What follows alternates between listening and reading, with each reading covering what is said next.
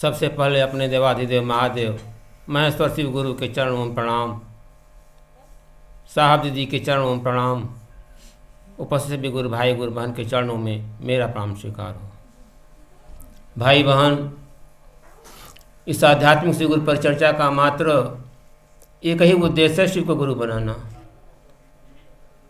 आज इस कलिकाल में साहब सिकंदरानंद जी ने जिस चीज़ को हमारे आपके सामने रखा है वो बहुत ही अनमोल है। बहुत दिनों से हम आप शिव को अपना भगवान मानकर पूजा पाठ करते चले आ रहे हैं। ये क्या मिला क्या नहीं मिला, उससे क्या फ़ायदा हुआ क्या नुकसान हुआ, इसका कोई रिकॉर्ड नहीं है। लेकिन आज जब हम साहब सिकंदरानंद जी के बताए हुए 3 सूत्र के माध्यम से शिव को अपना गुरु बनाकर थोड़ा भी कार्य कर रहे हैं तो हमें यह अनुभूत हो रहा है कि हमारी समस्या का कुछ समाधान हुआ है। साहब सिकंदरानंद जी इसी को बताए समझाए, बहुत ही कठिन परिश्रम करने के बाद सोच कर समझ कर हम आपके बीच में रखा है, जो अक्षर सही होता दिखाई दे रहा है।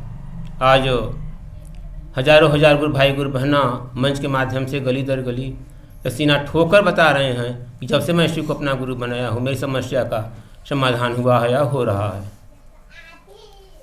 वही शिव हैं, कोई नए शिव नहीं है जिन्हें हम आप भगवान मानते हैं। लेकिन साहब ने इसी को गुरु के रूप में अपनाया और हम लोगों के बीच में दिया। शिव को गुरु बनाने में कोई खान पान की आवश्यकता नहीं है, कोई पैसे रुपए की ज़रूरत नहीं है, मात्र मन ही लगाना है। यह नहीं है कि हम नाम लिखा दिए पैसा लग गया तो पढ़ना ही पढ़ना है मुझे, ऐसी बात तो नहीं है।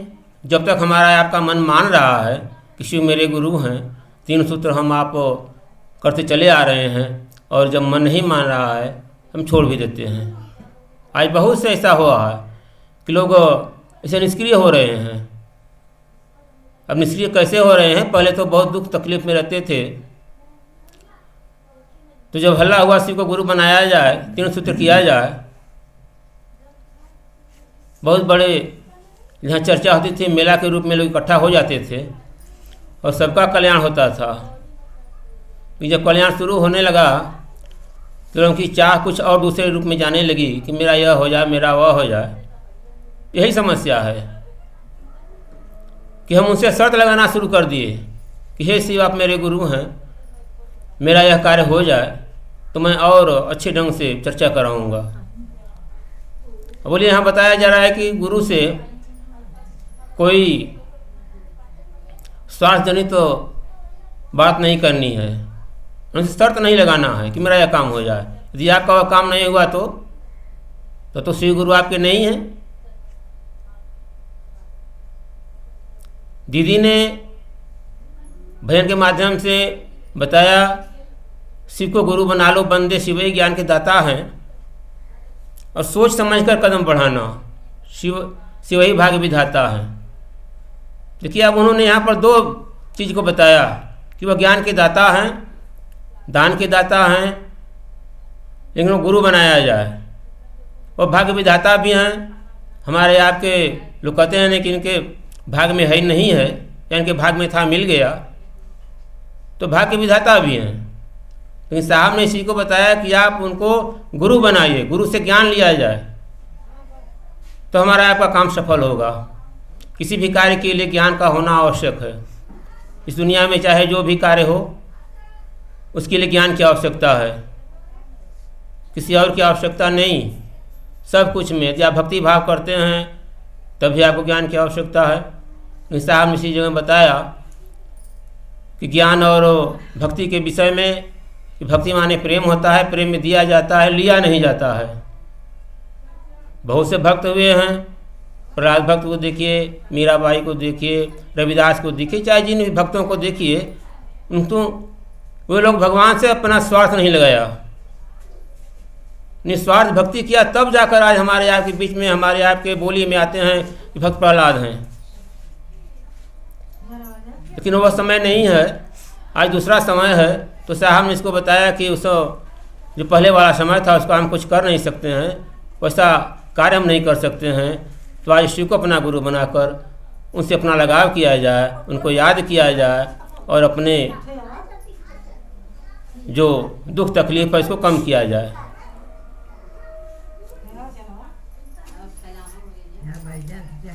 साहब ने बताया कि सो कलिकाल में सबसे मूल चीज़ यही है कि आपस में कहना सुनना, यही सबसे बड़ी बात है। चर्चा तो हम लोग आप घर में बहुत कुछ हो रहा है, तो उससे आप निजात पाना चाहते हैं तो मात्र यही एक अवसर है, हम आपके बीच में किसी को अपना गुरु बनाकर कुछ उनसे लिया जाए। अब दे नहीं सकते हैं लेकिन ले सकते हैं उनसे। 3 सूत्र साहब ने बताया कि 3 सूत्र के माध्यम से शिव को गुरु बनाया जाए। पहले में दया मांगी जाए, दूसरे में उनकी चर्चा की जाए, तीसरे में नमः शिवाय से उनको प्रणाम किया जाए। यह आसान भी नहीं और आसान भी है। यदि मन है तो सब चीज़ आसान है, मन नहीं लगता है तो आसान कुछ नहीं है। मन ही महादेव है, मन ही शैतान है। यदि मन को अच्छे रास्ते पर लगाया जाए तो महादेव के रूप में कार्य करेगा। यदि मन में बुराई आ जाए, गलत रास्ते पर हम चलने लगे तो ही शैतान है। तो आप इसी को समझिए, जानिए। जानते हुए भी हम लोग अनजान बन रहे हैं। बार बार हम आप इसी को उजागर कर रहे हैं, बता रहे हैं, समझ रहे हैं, समझा रहे हैं कि ऐसे कामों में नहीं लगना चाहिए, लेकिन आते आते हम आप उस कार्य को करना ही शुरू कर देते हैं। तो साहब ने कहा कि इसमें मन लगाइए, उधर के मन को छोड़िए और इसमें मन लगाइए जिससे आपका लाभ हो, आपका दुख तकलीफ भी कम हो। हम लोग तो इस चीज़ को आजमा चुके हैं, क्या लाभ हो रहा है क्या नहीं लाभ हो रहा है। जिस समय मेरे लड़के का पेट दर्द शुरू हुआ, वो पढ़ने आ रहा था साहबगंज, करीब मुरकौल के कुछ ही दूर गया, लौट गया। लोगों ने घर पहुंचा दिया उसको। मैं कुछ ठीक हुआ, फिर 2 4 5 बजे के बाद फिर शुरू हुआ। मैंने ऐसे उसका समय बांध लिया 10 बजे दिन से पहले और भोर के समय से।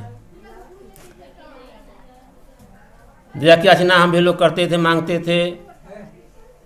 अब जो जैसा कर रहा है उसी के आधार पर उसकी दुआ भी हो रही है। एक दिन वो समय आया कि हमारे वो कुमार के प्रेम भाई भी आए थे और यहाँ से राम अवतार भी हमारे मशीन पर गए थे। उधर से मेरा लड़का आया, कहा कि पेट दर्द फिर शुरू हो गया है उसका। अब देखिए राम अवतार भाई अपने घर आते हैं और प्रेम भाई हम साथ में जाते हैं, लेकिन वो भी अंगद के घर चले जाते हैं। टेंट का कुछ काम बातचीत करना था उन्हें। हम घर गए, वह बहुत ही चिल्ला रहा था। आसपास के हमारे भाई दियाद भी और लोग भी जो सुना वो भी इकट्ठा हो गए। अब देखिए गुरु भाई का इधर से मन नहीं माना। अंगद के मैं घर गया और 5 मिनट बिताए कि अंगद के घर से वो भी चले आए। जो कहना न सुनना, बैठकर दया मांगने लगे। और हम लोगों भी मन ही मन गुरु से दया की अर्चना कर रहे थे और वह सो गया, लड़का सो गया। लेकिन आज पूछेंगे कि क्या हुआ उसका, तो उसका सब निदान हो गया उसी रोज से। उसका पेट दर्द बंद हो गया। नमः शिवाय को देखिए, आप चर्चा में चल रहे हैं, चर्चा कर रहे हैं, तो साहब ने कहा कि वाणी में ताकत हो जाएगी आपके। जो कुछ कहेंगे जरूर उसका असर किसी पर पड़ जाएगा। इसको भी मैं आजमा चुका हूँ। जब मैं खा पी कर सोया था और थोड़ी देर के बाद हमारी पत्नी भी खाकर सोने गई। करीब 5 मिनट नहीं बीता तो वो चिल्लाने लगी कि सारी देह में दर्द हो गया, पेट दर्द करने लगा, आह माई आह बाबू, अरे बाबू आह माई आह बाबू करने लगी। तो मुझसे रह नहीं गया, बहुत इसको डांटा कि चर्चा में जा रही हो, शिव को गुरु बनाई हो, लेकिन हम तो खड़ी भाषा में बोल रहे हैं, लेकिन जो देहाती भाषा उसी में बताया था उसको। और माई बाई को पुकार रहे हो, उठ जल्दी, ऐसा ही कह ली, उठ जल्दी, गुरु से दया की याचना कर, तेरे बदले हम कुछ न कर, क्योंकि तुम और हम साथ में जा रहे हैं, शिव की चर्चा कर रहे हैं, तुम्हारे लिए मैं कुछ नहीं मांगूंगा। वो बैठती है और रजाई ओढ़कर, ओढ़ी थी उसको ओढ़कर दया की याचना करने लगी। हमने क्या किया, जो धूप है उसकी भभूति हम लोग रखते हैं, मैंने उसे कुछ में नहीं पढ़ा न कहा, लेकिन उसके हाथ पर रख दिया केवल, और सारे देह में लगा ली। 2 मिनट के बाद वो हंसने लगी। देखिए अब उसको भ्रम हुआ कि आप क्या करके दिए भभूति, ठीक हो गई। तो ये सब चीज़ है। यदि आप स्वप्न देख रहे हैं, अच्छे बुरे स्वप्न देख रहे हैं, आपका कोई पैर खींच रहा है, कोई मार रहा है, तो यदि उसमें आपको और नमः शिवाय आ जाएगा तो तुरंत दूर हो जाएगा। यह सब आजमाया हुआ काम है। लेकिन आएगा कैसे, जब हमारे आप उस पर चलेंगे, समझेंगे, लोगों को समझाएंगे। उन्होंने कहा कि बातचीत कीजिए, बातचीत करने से हमारे आपके मन में वो बात बैठेगी। इसी चीज़ को बार बार किसी भाई से हम आप कहेंगे, समझेंगे, तो हमारा ध्यान कुछ देर के लिए अपने गुरु की ओर होगा। ऐसे तो नहीं होगा, लेकिन हम किसी भाई से बात करते हैं, किसी बहन से बात करते हैं, उसको समझाने का हम प्रयास करते हैं, किसी भी प्रकार से अभी शिव को अपना गुरु बना लें और 3 सूत्र करें। बताया गया कि 108 बार भी करना है।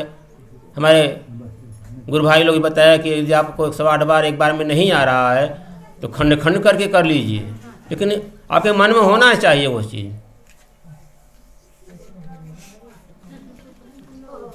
साहब ने ऐसा सरल उपाय आज इस कलिकाल में दिया, यदि हम आप उसे चूक जाएंगे तो हम आपको पछताना ही पछताना पड़ेगा। इसी को बताया गया कि जहाँ सुमति तहाँ संपत्ति नाना, जहाँ कुमति तहाँ पाप न, माने कि हम आप ऐसे हर अपने बुराई को छोड़कर यदि कुछ भी छोड़ दें, किसी को बहुत गाली देते हैं, उसमें से 10-5% कम करने लगें तो धीरे धीरे हो जाएगा कम। यदि आप चाहें, हम चाहें, माने क्या नहीं हो सकता है। यदि हम किसी को हम बार बार घर में गाली दे रहे हैं, जिस दिन मन में आ जाए कि अब गाली नहीं देंगे तो ये चीज़ संभव है कि दूर हो जाएगा। किसी बहुत आपके पास शत्रुता है, यदि आपके मन में आ जाए क्या तो निरर्थक है, शत्रुता करना निरर्थक है, तो जरूर आपका वो मित्र भी हो जाएगा, आप भी उसके मित्र हो जाएंगे। साहब ने इसी चीज़ को दर्शाया है। यहाँ पर सभी लोग जो हम भाई बहन बैठे हैं, सभी श्रोता और वक्ता हैं। इसमें मैं बैठा हूँ, आपसे कुछ कह रहा हूँ, जब मैं नीचे बैठूँगा तो आपकी कही हुई बात को मैं भी कुछ समझूंगा। मैंने श्रोता वक्ता सभी लोग हैं इसमें। यहाँ कोई गुरु नहीं है, न कोई साधु संत महात्मा इस मंच पर बैठे हैं। हम आप जैसे एक ही लोग हैं। इस बात को समझना होगा, हमें करना होगा। सबसे मूल बात करना है। जो भी आपको समय मिले उसी में कीजिए। 2 लोग बैठे हैं, आप उसी में भी हो जाएगी आपकी चर्चा। नहीं है तो आपके घर में बाल बच्चे हैं या आप में और लोग हैं, उन्हीं में आपस में कुछ बातचीत हो जाए, यह भी चर्चा हो जाएगी। सामने आप इससे सरल कौन उपाय बताएंगे। इसे भी तो महंगे उपायों को हम लोग कर कर देख चले आए, भक्ति करके बहुत कुछ चढ़ाया, और यहाँ चढ़ाने की बात नहीं है। गुरु के बताए हुए रास्ते पर चलकर कुछ करने की बात है। साहब ने बहुत ही बहुमूल्य 3 सूत्र दिया। सबसे पहले उन्होंने कहा कि अपने गुरु से दया की याचना कीजिए। अब कैसे करना है हमें आपको उन्होंने बताया बहुत ही सरल भाषा में कि हे शिव, आप मेरे गुरु हैं, मैं आपका शिष्य हूँ, मुझ शिष्य पर दया कर दीजिए। इसमें कोई वैसी कठिन भाषा नहीं है, सरल है कि हे शिव आप मेरे गुरु हैं, मैं आपका शिष्य हूँ, मुझ शिष्य पर दया कर दीजिए। एक से लेकर अनेक बार हम आप दया की याचना कर सकते हैं। यह नहीं कि जैसे हमारे गुरु भाई ने बताया कि दया की स्थिति में बैठ कर दया मांगी जाए। अब जब चाहें जहाँ चाहें शिव गुरु से दया की याचना कर सकते हैं। दूसरे में चर्चा में शिव गुरु की चर्चा में चर्चा महान है।